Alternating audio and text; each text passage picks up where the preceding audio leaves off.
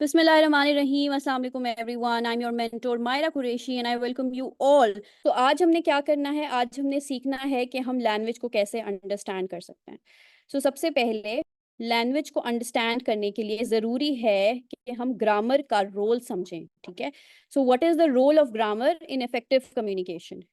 Grammar हमारी foundation होती है, किसी भी लैंग्वेज की फाउंडेशन होती है। ग्रामर क्या होता है? Grammar basically set of rules होता है जिसे आप इस्तेमाल करते हैं टू अंडरस्टैंड समथिंग। ठीक है, सेट ऑफ रूल्स होता है to communicate your message either written way में या स्पोकन में। ग्रामर की फाउंडेशन को किसी भी लैंग्वेज पर महारत हासिल करने के लिए समझना सीखना बहुत ज़रूरी होता है। It provides the rules and structure we need to communicate effectively. Without grammar, your sentences will be disorganized, unclear. Grammar नहीं आती तो सेंटेंसेस आपके अनक्लियर होंगे, कोई भी उसको समझ नहीं पाएगा। जब भी हम बात करते हैं, हम चाहते हैं कि दूसरे लोग हमारी बात को क्लियरली अंडरस्टैंड करें। ग्रामर हमें हेल्प करती है हमारी थॉट्स को, हमारे आइडियाज को ऑर्गेनाइज करने में। ग्रामर हमें कहाँ हेल्प करती है? ग्रामर हमें हेल्प करती है आइडियाज को ऑर्गेनाइज करने में, आइडियाज को कम्युनिकेट करने में more precisely, more easily, more clearly. Grammar हमें हेल्प आउट करती है मिसअंडरस्टैंडिंग्स से अवॉइड करने में। फॉर एग्जाम्पल, अगर हम टेंसेस को मिक्सअप कर देते हैं तो लिसनर कंफ्यूज हो जाएगा कि एक्शन आखिर हुआ कब था। अगर मैं कहती हूँ I was eating serial today, मैं क्या कर रही थी? मैं आज के ही दिन में मैंने एक एक्शन परफॉर्म किया है, लेकिन मैंने उसके साथ वॉज और वर इस्तेमाल कर दिया। अब जो रिसीवर है वो कंफ्यूज हो जाएगा कि एक्शन आखिर पास्ट में हुआ था या अभी रिसेंटली हुआ है, क्योंकि प्रेजेंट टेंस में हम वॉज वर इस्तेमाल नहीं करते। Similarly, I was will come tomorrow, अब कल आएंगे या अभी आ रहे हैं या कल आए थे, किसी को समझ नहीं आ रही। क्यों? क्योंकि हम मिक्सअप कर देते हैं टेंसेस को।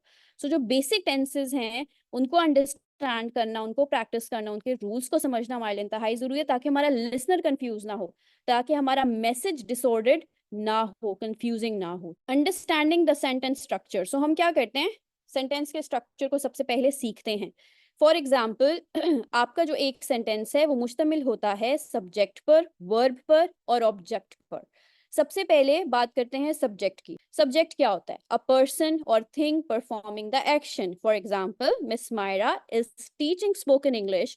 अब यहाँ पे सब्जेक्ट कौन है? एक्शन कौन परफॉर्म कर रहा है? Can anyone tell me?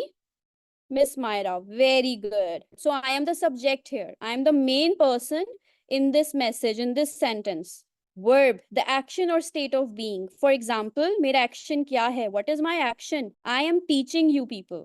I am teaching you people. So Miss Myra is teaching spoken English. Object क्या है? Person or thing receiving the action. Object कौन है इस sentence में? Can anyone tell me? Students. Very good. So वो इंसान, वो शख्स जो कि रिसीव कर रहा है आपकी एक्शन को, जिसके ऊपर एक्शन परफॉर्म हो रहा है, that thing, that part of your sentence is called an object. So subject is the one who performs the action, verb is the action itself, and object is the person or thing receiving the action.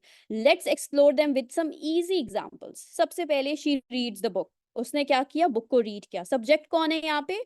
she, of course. Pronoun use कर रहे हैं हम। यहाँ पर मैंने किसी का नाम नहीं लिखा, मैं यहाँ पे लिख दूं अलीजा रीड्स द बुक, तो अलीजा क्या होगा? अलीजा मेरा सब्जेक्ट हो जाएगा। Read is an ongoing action and object are the books, क्योंकि क्या पढ़ा जा रहा है? बुक्स को पढ़ा जा रहा है। So this is the basic structure. Example number 2, they are watching a movie. They, the people performing the action. Subject कौन है यहाँ पे? दे है। अंडरलाइन कर लेते हैं। सब्जेक्ट कौन है यहाँ पे? दे है। Are watching a movie, are watching हमारा यहाँ पे क्या है? एक्शन वर्ब है, तो आर हमारे पास हेल्पिंग वर्ब है और मेन एक्शन है हमारा वॉचिंग। मूवी यहाँ पे क्या होगा? मूवी यहाँ पे हमारा ऑब्जेक्ट हो जाएगा। एक और एग्जांपल ले लेते हैं, उसके बाद प्रैक्टिस सेशन स्टार्ट होगा and you are going to tell me the sentences. Making ideas clear with proper order. Making ideas clear with the proper order.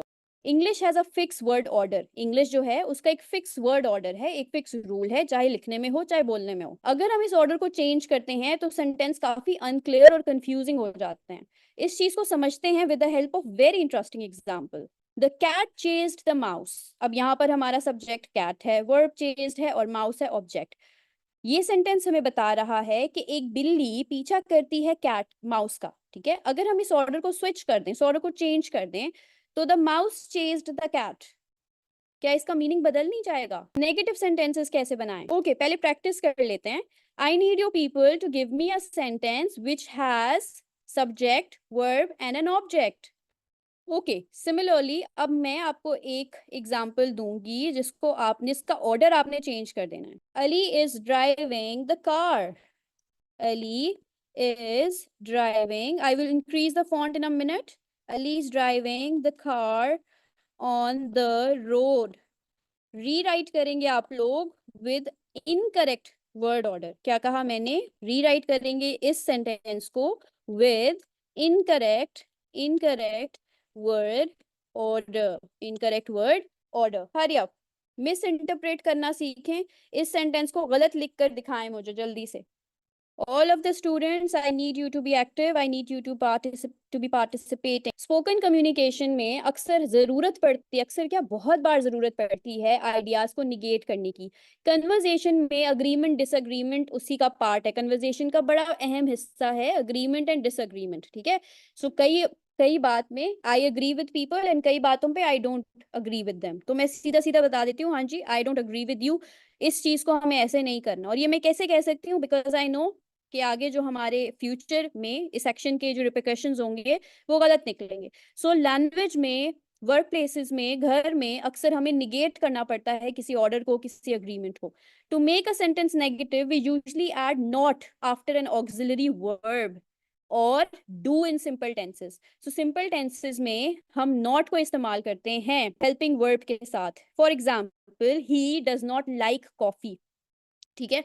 Auxiliary verb या हेल्पिंग वर्ब हमारा यहाँ पे क्या है? डज है। अगर मैं यहाँ आई इस्तेमाल करती तो डू होता, ठीक है। इन चीजों को हम पढ़ेंगे, डिटेल में पढ़ेंगे, कंफ्यूज नहीं होना। सो हम नॉट इस्तेमाल करते हैं हमेशा हेल्पिंग वर्ब के बाद। He does not like coffee, she does not like to read books, I do not like to walk outside at night, ठीक है। सो निगेट करना जरूरी है, पर ये जानना इससे भी ज्यादा जरूरी है कि ऑक्सिलरी वर्ब के बाद, हेल्पिंग वर्ब के बाद आपने नॉट का इस्तेमाल करना है। नॉट को अगर आप सब्जेक्ट के बाद लगा देंगे, he not does like coffee, bad structure है, मैसेज अनक्लियर है, ठीक है, right. So give me a negative sentence very quickly, give me a negative sentence, जल्दी से मुझे एक नेगेटिव सेंटेंसेस दे दें। I do not like to write a letter, he does not like to drive, हमेशा हेल्पिंग वर्ब के बाद not का इस्तेमाल होगा। Very nice rule. उसके बाद कन्वर्जेशन में क्वेश्चंस का इस्तेमाल करना है। क्वेश्चंस एक असेंशियल पार्ट होते हैं कन्वर्जेशन का। हमें हेल्प कैसे करते हैं? हमें हेल्प करते हैं इंफॉर्मेशन को गैदर करने में, हमें हेल्प करते हैं डिटेल्स को क्लैरिफाई करने में, हमें हेल्प करते हैं डायलॉग्स में इंगेज होने में।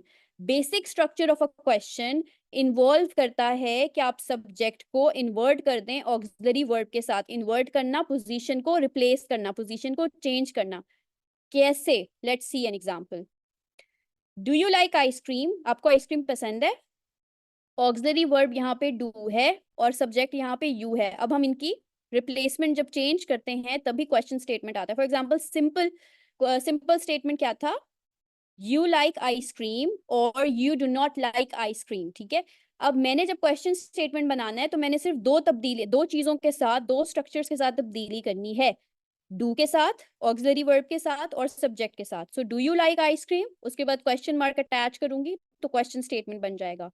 क्या आप मुझे एक अच्छा क्वेश्चन स्टेटमेंट दे सकते हैं? क्या आप ऑक्सिलरी वर्ब को और सब्जेक्ट को आपस में इंटरचेंज करके एक अच्छी सी एग्जांपल दे सकते हैं?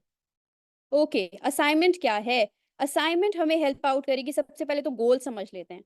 असाइनमेंट आपको हेल्प करेगी टेस्ट करने में क्या आपने कॉन्सेप्ट को ठीक से सीखा या नहीं सीखा। स्क्रीनशॉट लेने के लिए तैयार हो जाएं क्योंकि आपकी असाइनमेंट आपने करनी है and it's going to be a little bit big assignment, तो शायद आपको याद ना रहे। इसलिए मेक श्योर करें कि आपके पास कोई ऑब्जेक्ट हो जहां आप राइट कर रहे हो अपनी असाइनमेंट्स को, ठीक है। So please complete the following task by applying whatever you have learned today. सबसे पहले सेंटेंस के structure, identify subject, verb and object. Easy, very easy. Subject क्या है यहाँ पे, ऑब्जेक्ट क्या है यहाँ पे, वर्ब क्या है, आपने सिर्फ और सिर्फ हमें बताना है, अंडरलाइन करना है, सर्कल करना है और शेयर करना है, ठीक है। ये 5 सेंटेंसेस हैं। उसके बाद word order, correct the word following sentences that have an incorrect word order. इस असाइनमेंट में आपने वर्ड ऑर्डर को बेहतरी करेक्ट करके लिखना है। For example, she plays football every day. So यहाँ पे उल्टा लिखा हुआ है, इन्वर्टेड लिखा हुआ है, गलत लिखी हुई है। You need to make it right. ठीक है, so this is going to be your second assignment, part B of your assignment. Part 3, negative sentences बनाएंगे। He likes to swim, he does not like to swim. ठीक है, I will not call you tomorrow. ठीक है, auxiliary verb के साथ आपने add करना है नॉट को। पार्ट 4, क्वेश्चंस बनाने हैं आपने। Turn the following statements into question. Subject और ऑक्सिलरी वर्ब की अरेंजमेंट को चेंज करके क्वेश्चन बनाएंगे। For example, he is going to the store. इसका क्वेश्चन बना के दिखा दे मुझे जल्दी से। Hurry up everyone.